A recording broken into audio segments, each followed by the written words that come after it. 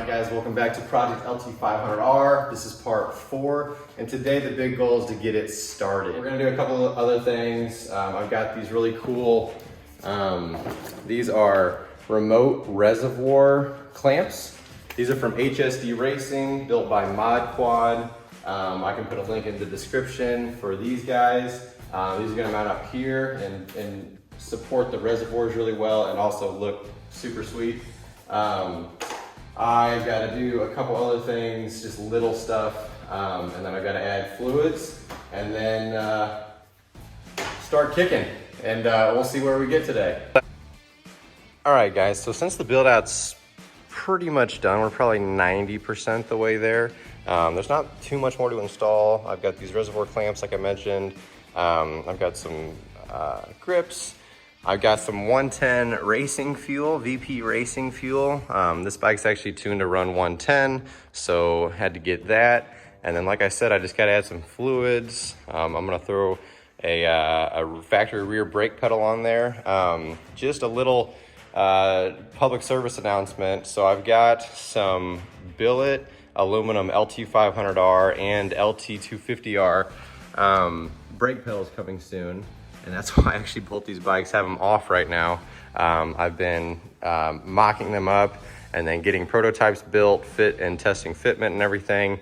And that's just the first drop in the bucket of a ton of aftermarket parts that are coming here very shortly for both the LT500R and LT250R quad racers, along with maybe a couple other bikes in the future, but just mainly these two for now. But anyways, guys, I'll stop talking. Let's get to it.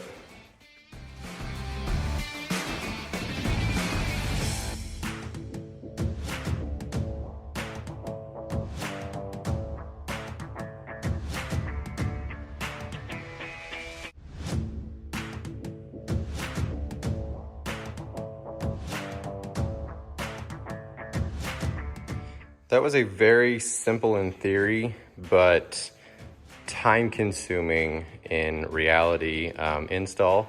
These things turned out great, and these look incredible, and I can't wait to do the same thing to Project LT250R.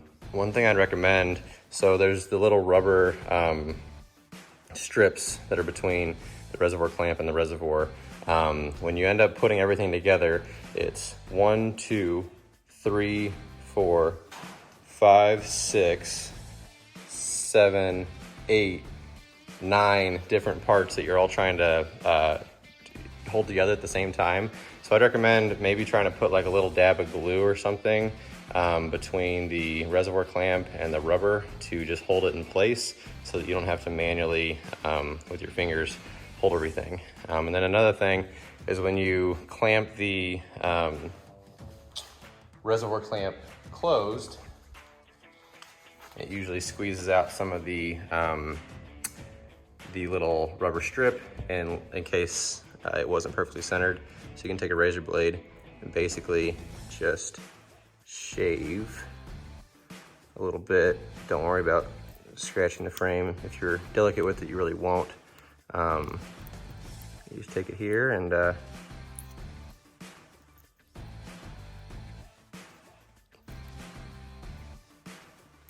pull it off just like that, and then you're trimmed up real nice and neat, and it all looks good. But these turned out freaking cool. So I was gonna start filling it up with fluids and then bring it down to the ground and actually start trying to fire it up. But one thing I remembered, this is crucial when you are doing a startup of a bike. I recommend, I would say it's essential that you put the chain on, actually. So make sure that you put the chain on the engine before you start it up. And the reason is, if you need to kill the motor and your key switch isn't wired up correctly, or your kill switch isn't wired up correctly, the only way to kill the motor is gonna be just to put it in gear and then drop the clutch. The only other way to kill the motor is to cut fuel off. And if you've ever heard a two-stroke that's running out of fuel, it revs to the moon. And this is a brand new motor, and the last thing I'd wanna do is have to try to kill it by shutting it off, shutting the fuel off and having it run to the moon, and that would just not be healthy for the motor. So yes, before you do a startup of a bike, before you know that the wiring is correct, I would definitely make sure that you put the chain on first so you have a backup way to kill the motor.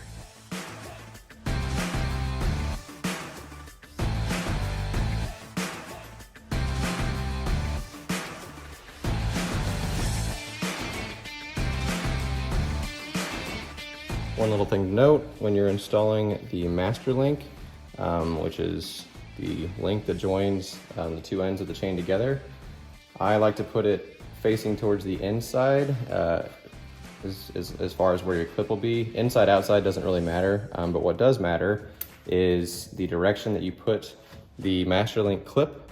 So this is the open end right here, and you want to put the master link clip facing this way, so open end back. That's because the chain goes clockwise as we're looking at it now, and you want the closed end to always lead.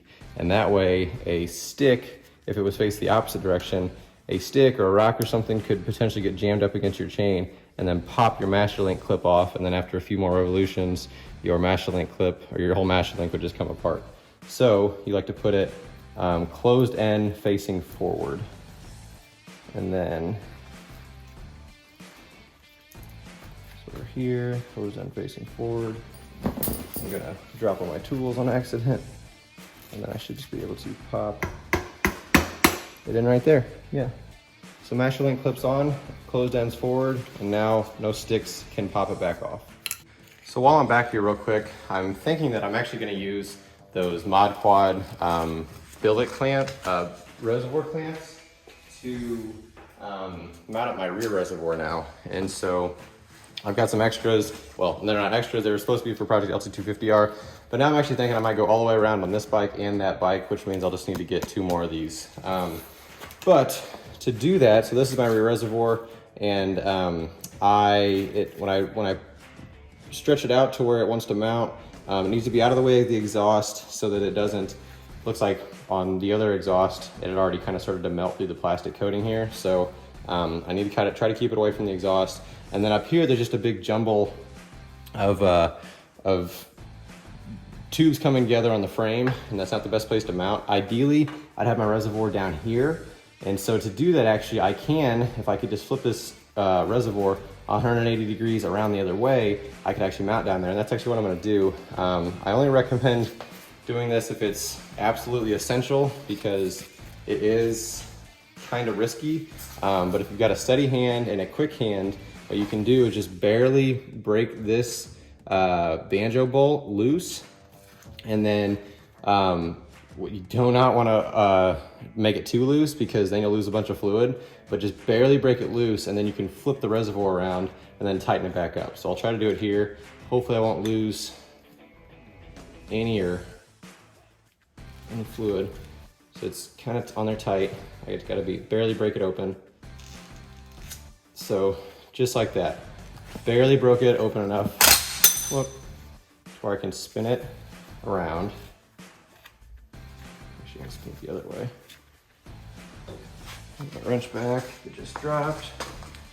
So don't wanna have that banjo bolt loose for too long.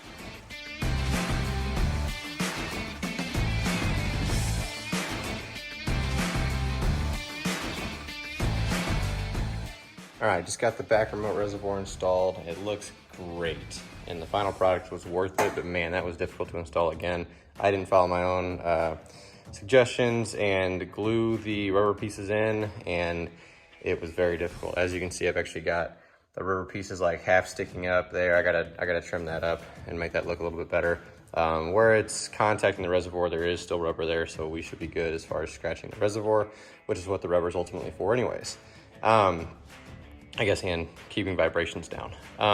Anyways, now I gotta get going. I've only got like 30 minutes left to get this thing going. I'm gonna check for spark really quick, and then we're gonna throw some fuel and fluids in it and see if she'll start. So checking spark's pretty easy. I just broke this loose with a wrench. It's technically, I think, a 15/16 wrench, but my brain doesn't really work in standard, so I just use the adjustable wrench. That way I can get a good fit on the spark plug.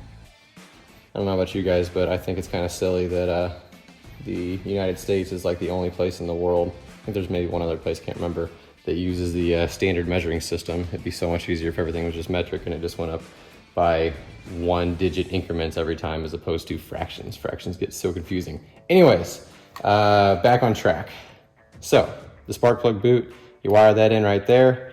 Now that the piston or the spark plug is out of the head. It's very easy to kick over. The engine has no compression really. What I'm gonna do is turn the kill switch on to run. I am going to go here now and check for sparks. So what I'll want to see, let me lower the camera down really quick.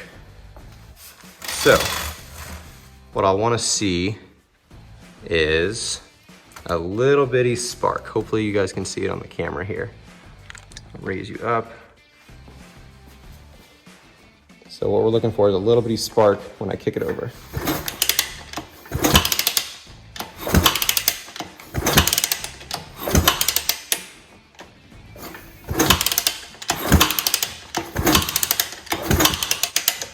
All right, I'm actually not seeing anything, so that's cool.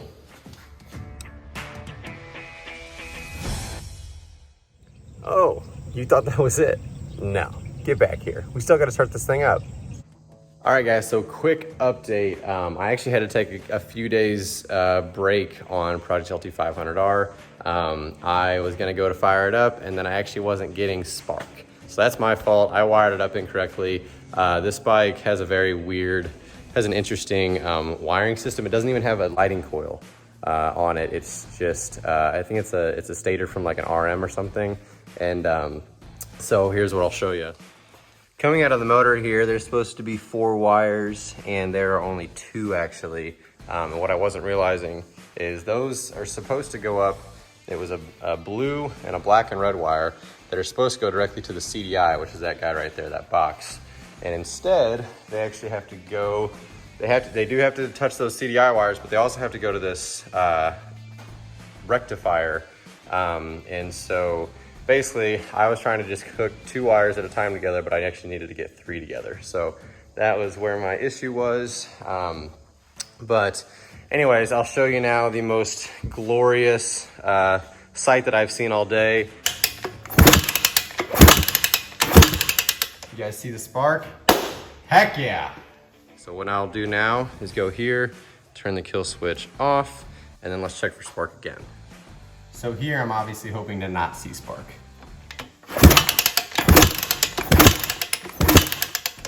We're looking good. Sweet, so we're all good there. I just got to button the wiring up right now. It's a big old mess. I got to throw my radiator back on, which I had to take off, and then we can finally get to starting this thing up.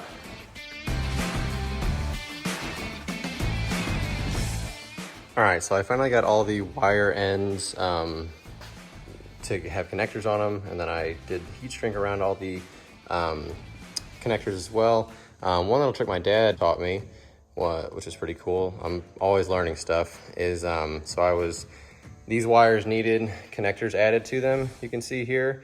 And when it comes to making sure that you have, so I wasn't able to get, this is a blue wire in there, and this is a black-red wire, and I wasn't able to get matching wires for that. And then the question, if the bike were ever to come apart and then come back together, would be, well, which one goes to what?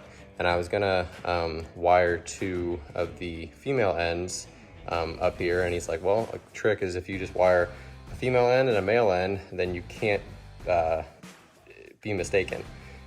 So I've got this random wire here, and I know that it has to go, the female end has to go to the male end, and vice versa, the male end has to go to the female end here.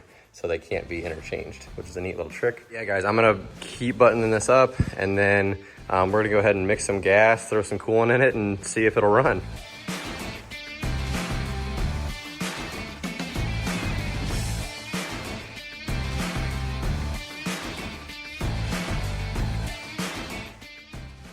All right, guys, I've actually got to come back tomorrow. My day is already, I'm out of time already.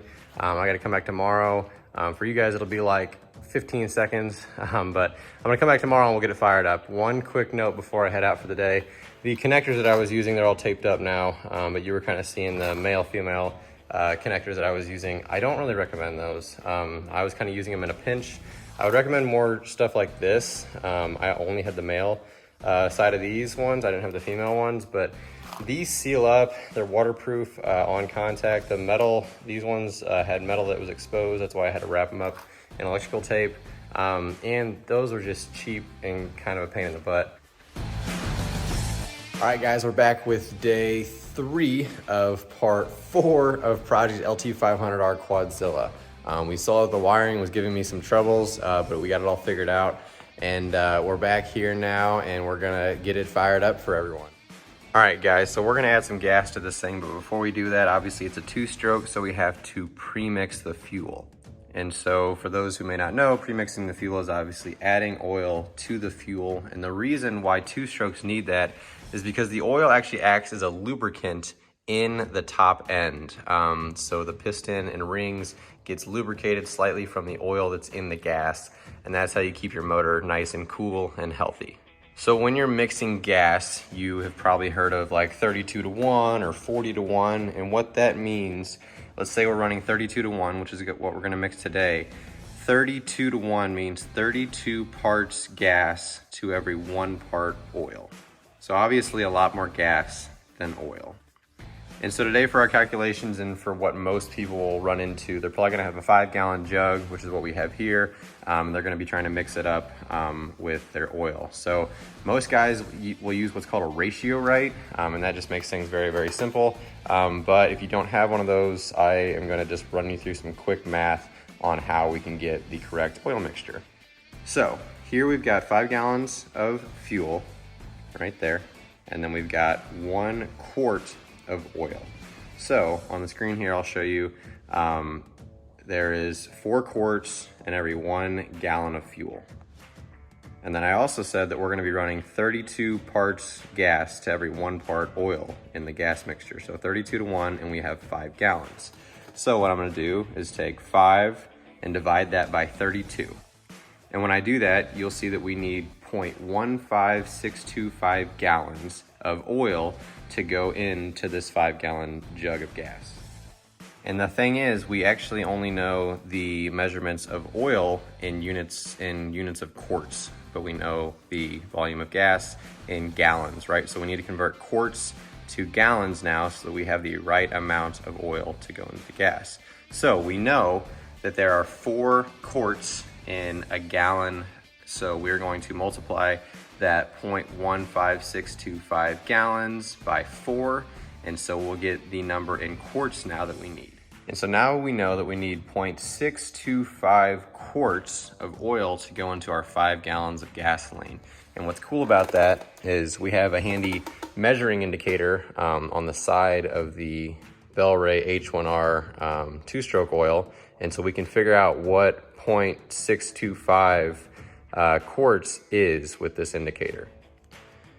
All right, so one last fraction and a couple more numbers, and I promise that we'll be done. So 0.625 is also known as 5/8, and luckily on the right side, the ounces side of this bottle, you can see it goes up to 32 ounces, and that can also be divided by 8. So we need 5/8 of 32.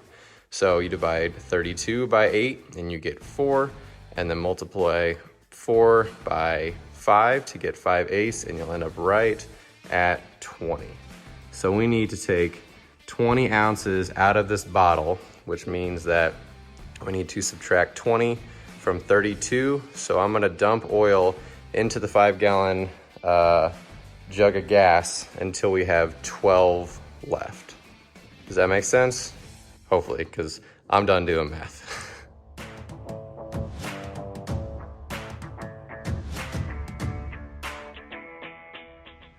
All right, so I need to throw my gas tank on real quick. I need to put some engine oil in the bottom end, and then I need to put some coolant in, and we'll be ready to go.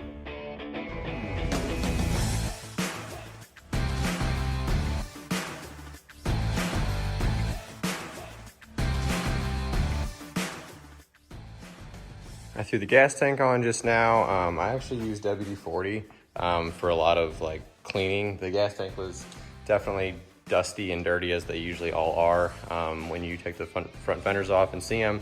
What WD-40 does, so long as you buy it in a non-aerosol can with the spray handle up there, the pump, you can get it for really, really cheap, and it's actually just the good Swiss Army knife lubricant / cleaner for a bunch of different things. I buy it by the gallon. No more converting numbers, I promise. I sprayed on a bunch of different things. You can use it on fenders, you can use it on every piece of metal, everything, even tires and stuff like that. It shines everything up, which is nice, and it also leaves the every part actually a little bit lubricated, so it'll keep things from drying out as well, which is really, really cool. The only time you don't want to use it on fenders is if you're about to put decals on or something. Obviously, you want these surfaces very oil-free. Anyways, I'm gonna go ahead and put the coolant in real quick, and then actually the proper way to put coolant in on a quad racer, they all have this. You have to undo the bleeder valve up here. The coolant will run through the system, and then once it gets up here, this is the highest point, and all the air will escape up. And then once you start seeing coolant come out of here, you'll know that your system is bled properly and doesn't have any air in it.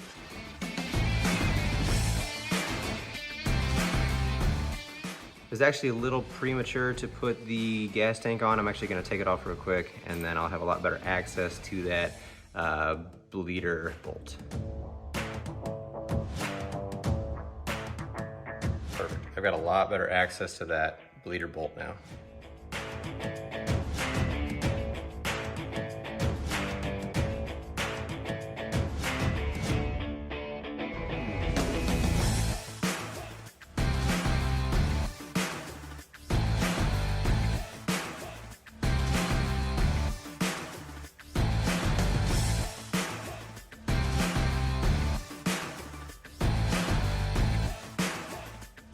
All right, so now all that's left is the engine oil that goes in the bottom end.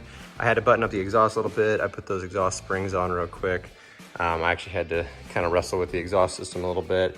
Worked up a good sweat, but now we're back, and I just got to install the engine oil. Quadzillas take 1,000 milliliters of oil. You can actually see that number right here next to the oil plug.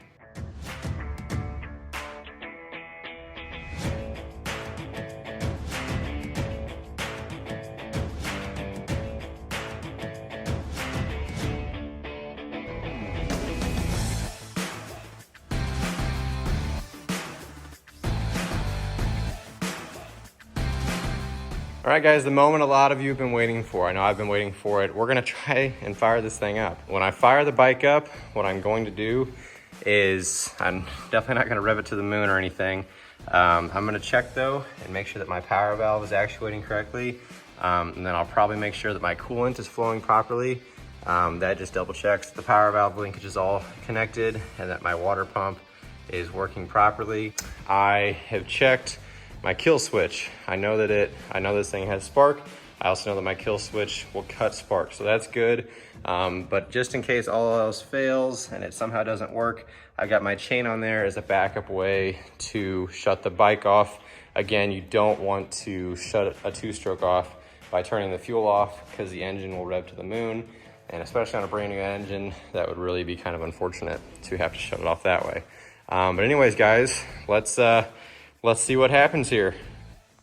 All right, guys, before I start this thing up, let me just take a second and remind everyone why we and why everyone is so into the two-stroke quad world, or just quads, or dirt bikes or anything. Take a second and look at the colors. Look at the edginess. Look at the fat chrome expansion chamber. Look at the crazy colors. Look at everything here. There's so much creative freedom, so many cool ways to build bikes, something that you can truly just make your own. And that's just on a looks department, right? And then that's not even talking about the real reason for why these bikes are so addicting, I would say. The experience. These bikes are wide out in the open, accelerating like a freaking race car. They can hit jumps, you can do wheelies, you can throw them around, you can do all that stuff.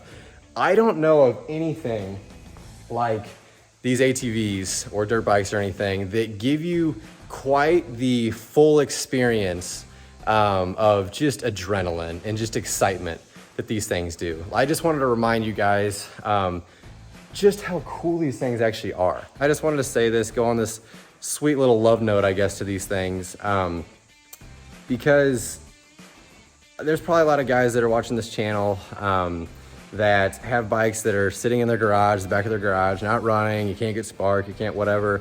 Maybe they're outside, maybe they're getting rained on, whatever, and you're just like, why did I put the money into that thing? Why is that just sitting there? It's just a paperweight.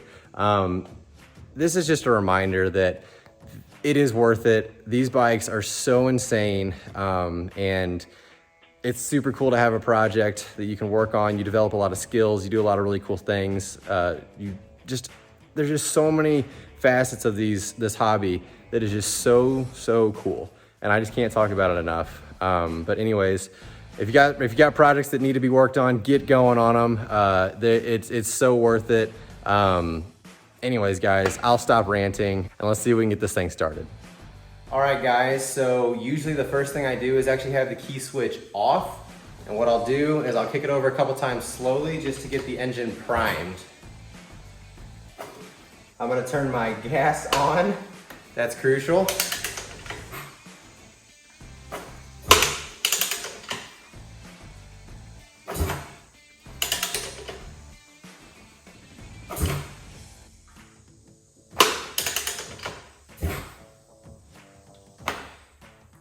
All right, so now I'm gonna turn my key switch on, and now I'm actually trying to start it. So what I wanna do is kick the Kickstarter down slowly until I feel the distinct click. So you'll see it with my foot right there. That was the click. And now I'll bring it up all the way to the top and do a full kick. And the reason is because right now the piston is at top dead center. What that means is its next movement is going to be down and then all the way back up. And it's gonna build up a lot of momentum in its travel, and it's gonna make the kick a lot easier. You'll have a lot less chance of having like a kickback, you know, the thing that guys talk about hurting your legs and stuff. So anyways, piston's at top dead center. Let's see if she'll fire.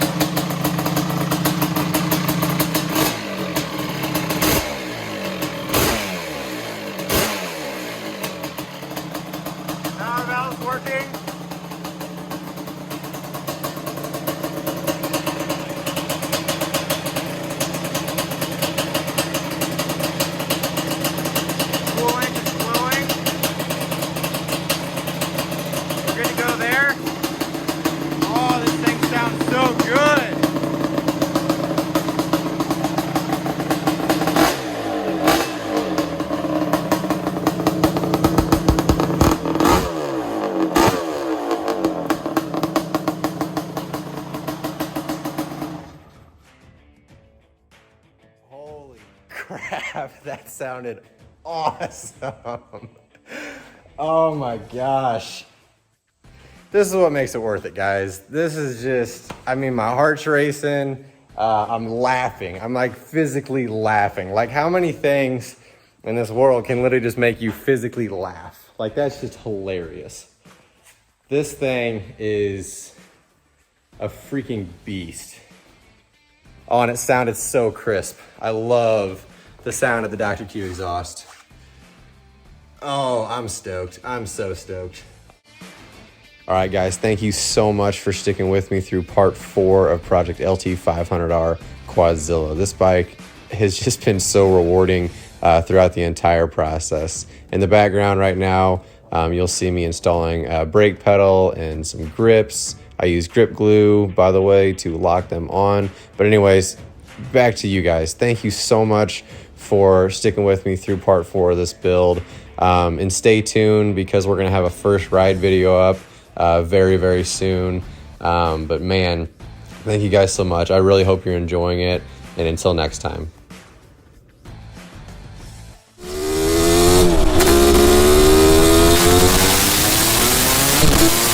Oh, crap!